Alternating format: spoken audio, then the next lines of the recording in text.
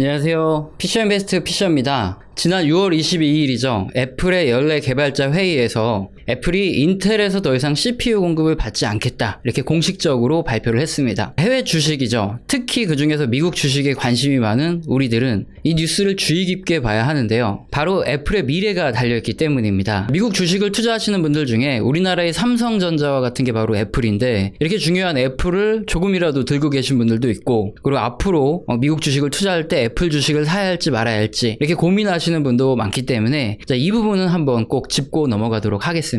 일단 재테크에 관심이 있더라도 테크 분야에 크게 관심이 없으셨던 분들의 경우 이 뉴스를 들으시면 대체 CPU 하나 바꾸는 게 뭐길래 무슨 이렇게 호들갑을 떠나, 이런 생각이 드실 수 있습니다. 그래서 저와 같은 수준의 문과생 시청자님들도 들으면 이해하실 수 있게 한번 자세히 설명을 해볼 건데요. 일단 CPU부터 알아보죠. CPU는 컴퓨터에서 명령어를 해석해서 연산하고 처리하는 장치를 말합니다. 예를 들어서 2+3은 뭐냐 라고 우리가 입력을 하면 이것을 CPU에서 컴퓨터 언어로 해석을 하고요. 그 다음에 연산을 처리하게 되는데, 이때 단기 기억 장치를 D램이라고 하죠. 이 D램의 힘도 빌리고, 장기 기억 장소가 이 SSD, 하드 이렇게 부르는데 얘네들의 힘도 빌리고, 그래픽이나 아니면 좀 더 복잡한 연산 같은 경우에는 그래픽 카드나 GPU 이게 훨씬 더 잘하거든요. 그래서 얘네들의 도움을 받는 거죠. 컴퓨터에서 주요 부품들이 서로 상호작용을 해서 우리가 자주 보는 야동도 틀어주고 게임도 할 수 있게 해주는 이런 복잡한 연산을 처리하는 과정에서 CPU가 그 중심에서 지휘를 한다, 이렇게 이해를 하시면 편합니다. 그런데 이번에 이슈가 된 건 그동안 애플이 아이폰이나 아이패드 등에서는 이미 CPU를 자체 설계해서 쓰고 있었어요. 그런데 맥북이나 아이맥, 맥에어, 맥프로 등 이런 PC 그리고 노트북 제품에서는 인텔의 CPU를 써왔다는 것이고요. 앞으로 애플이 노트북 이런 PC 제품에서 더 이상 인텔의 제품을 쓰지 않고 자체 CPU를 쓰겠다, 이렇게 발표했다는 거죠. 그렇다면은 저 같은 문과생들은 또 이렇게 생각할 수 있죠. 이미 아이폰이나 아이패드에서 CPU를 애플이 직접 만들어서 쓰고 있었다면 그냥 똑같은 걸 노트북이나 PC에다가 넣어서 쓰면 되지, 왜 그동안 인텔에서 CPU를 받아다 쓰다가 이제서야 왜 CPU를 지들이 자체 제작한 걸 쓴다는 것이냐, 이런 질문이 나올 수밖에 없는데요. 이 부분을 풀어드리기 위해서는 재미있는 옛날 얘기를 하면서 이해를 시켜드릴 수밖에 없으니까 한번 얘기를 들어보시죠. 지금은 애플하면 아이폰이지만 최초의 애플은 스티브 잡스의 그 매킨토시죠. 오키도키 매킨토시 이런 얘기 들어보셨죠. 데스크톱 컴퓨터를 시작으로 성장한 기업이고요. 그래서 1984년 보면 그림의 PC 매킨토시 출시 당시에는 여기에 들어간 CPU는 인텔이 아니라 모토로라 MC68000을 장착하고 있었습니다. 그런데 모토로라는 또 핸드폰 만드는 회사 아니냐, 이렇게 생각하시겠지만 옛날에 CPU도 만들었었습니다. 그러나 항상 문제는 기술력이죠. 1990년대 CPU는 이 주도권을 인텔이 잡고 있었고 IBM이 거기 따라오면서 경쟁을 하고 있었는데요. 이때 애플과 IBM이 연합을 하죠. 그래서 한번 인텔 한번 죽여보자 해서 1991년부터 애플 PC에 IBM의 파워 프로세서 이 CPU가 들어가고요. 그러면서 성능 면에서 인텔을 한순간 앞지르기까지 합니다. 그런데 여러분도 아시듯이 인텔과 IBM의 CPU 경쟁에서 결국엔 IBM이 점점 밀리기 시작했죠. 결국 애플은 2006년부터 성능이 더 좋은 인텔 CPU를 본격적으로 자기들 컴퓨터에 넣게 됐고, 그리고 최근까지 인텔의 CPU가 애플의 컴퓨터에 들어가 있게 됩니다. 그리고 지금의 애플의 마스코트가 된 아이폰이죠. 이건 2007년에 처음으로 출시가 된 겁니다. 그런데 문제가 하나 있죠. 기존의 애플의 PC에 들어가는 이 CPU, 램, 하드디스크, 그래픽카드 이런 것들을 이 작은 스마트폰 안에 그대로 다 넣을 수가 없다는 겁니다. 그래서 사용된 것이 바로 이 시스템 온칩 SoC라는 건데요. CPU, 그래픽카드 등의 성능은 좀 낮추고요. 크기를 좀 줄입니다. 그래서 핸드폰 배터리의 이 저전력으로 프로그램들이 돌아가도록 이렇게 만들고 작은 칩 하나에 이것들을 전부 배치하는 이런 방식이죠. 그리고 여기에 들어가는 CPU는 인텔게 아닌 영국의 ARM 프로세서가 들어가게 됩니다. 정말 쉽게 설명드리면 인텔 거는 좀 복잡하고요. 영국의 ARM 프로세서는 군더더기 없이 그냥 다이렉트로 하나만 한다, 이렇게 보시면 됩니다. 그래서 이렇게 상호작용하는 명령 자체가 좀 다른데요. 그래서 인텔은 X86 방식이라는 걸 쓰고, 또 ARM은 또 ARM 방식을 쓰겠죠. 자, 이걸 전문용어로 하면 아키텍처라고 표현을 하는데, 이게 너무 깊이 들어가는 것 같죠. 그러면 저도 문과생이라서 잘 모르고요. 또 경제 초보자님들도 헷갈리기 시작하기 때문에 여기서 더 깊이는 들어가지 않고 그냥 요 정도까지만 기억해 두시면 되고요. 자, 여기서 우리가 기억해야 될 건 인텔 CPU에 사용되는 이 명령어 방식과 그리고 시스템 온칩을 사용하는 ARM, 여기에 들어가는 이 명령어 방식이 서로 다르다. 자, 이것을 기억하면 되고요. 그래서 결국 하드웨어적인 부분, 시스템적인 부분, 이런 것들에서 애플의 노트북 PC에 사용되는 이 CPU와 이게 인텔이 사용되고, 그리고 스마트폰 및 태블릿 PC에 사용되는 이 CPU, ARM이 사용돼서 각자 다른 노선으로 그동안 발전을 해오게 된 겁니다. 그런데 이제는 애플이 자체적으로 설계가 가능한 이 ARM 방식의 시스템 온칩에 기술과 성능이 크게 향상이 된 거죠. 그러면서 이제 우리 애플이 만드는 노트북이나 PC 전 제품에서도 우리가 자체 제작한 CPU, ARM 방식을 사용하겠다. 자, 이렇게 선포를 한 겁니다. 자, 그러니까 역사적으로 따져보면 최초의 모토로라 CPU를 쓰던 이 애플이 IBM으로 1991년 첫 번째 이렇게 갈아타기를 했고요. 자, 그 다음에 IBM에서 인텔 CPU로 넘어간 2006년이 두 번째 CPU 갈아타기고, 그리고 인텔에서 이제 애플이 자체 생산하는 CPU로, 그러니까 ARM 방식으로 넘어가는 게 2020년 이 세 번째 CPU의 변화가 시작된 거죠. 그리고 지금 제가 좀 자세히 설명드린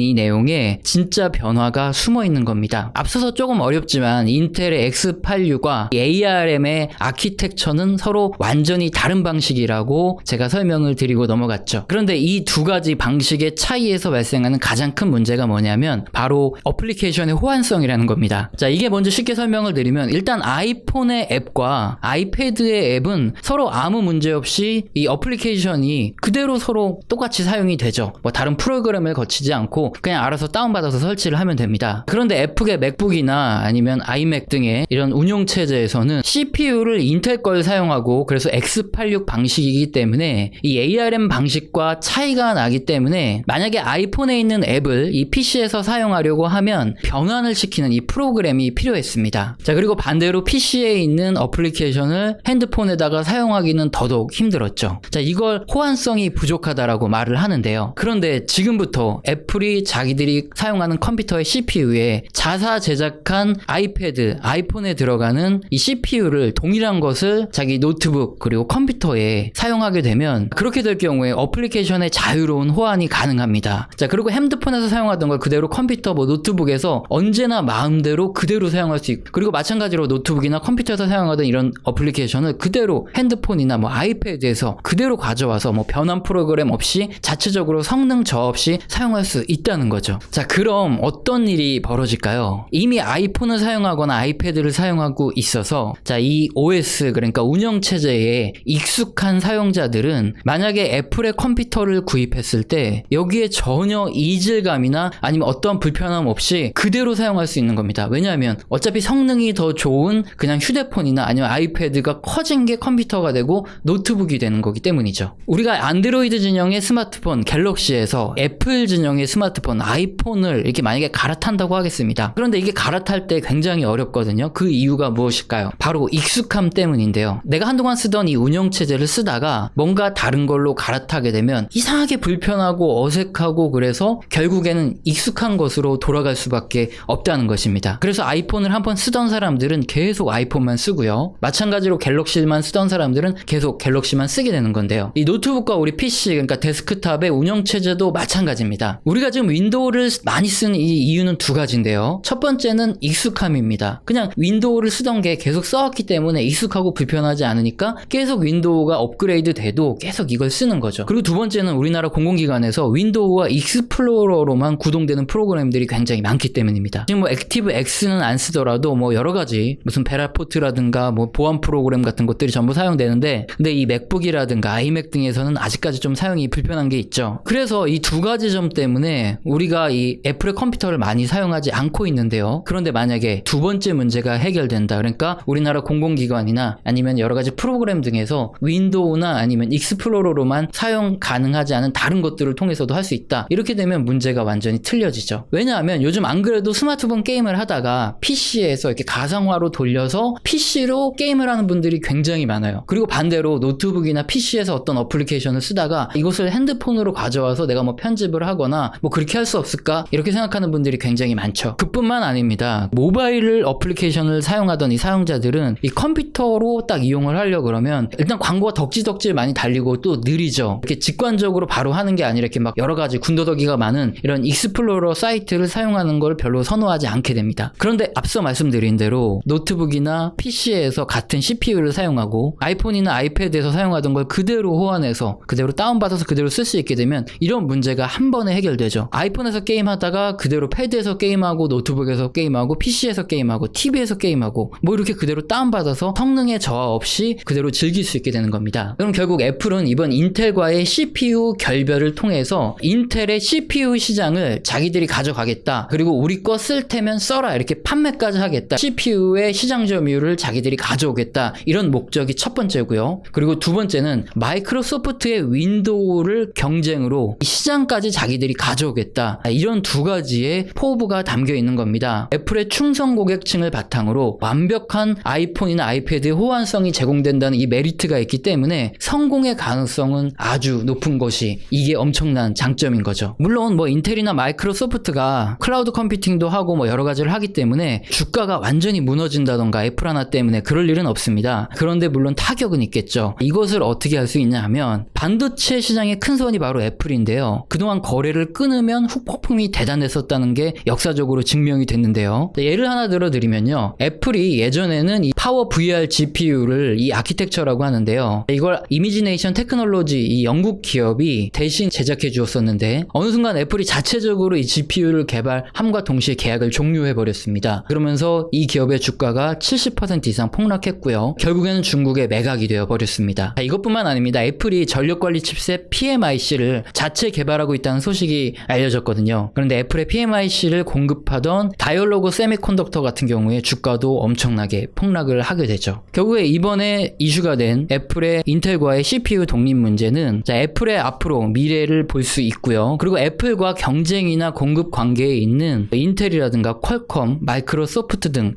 이런 기업들에서 어떻게 애플이 시장 점유율을 가져올 수 있는지 이것들을 예측해 볼 수 있기 때문에 애플의 미래가 앞으로 좀 더 기대되는 이런 부분이겠죠. 그리고 이건 뭐 단편적인 뉴스겠지만 투자에 도움이 될 수 있는 내용이겠죠. 자, 이런 뉴스들이 발표될 때마다 이렇게 하나하나 미국 주식 관련 얘기들도 해드리도록 하겠습니다. 오늘 영상도 마음에 드셨다면 구독과 좋아요는 꼭 눌러주시고요. 지속적으로 시청 부탁드립니다. 감사합니다.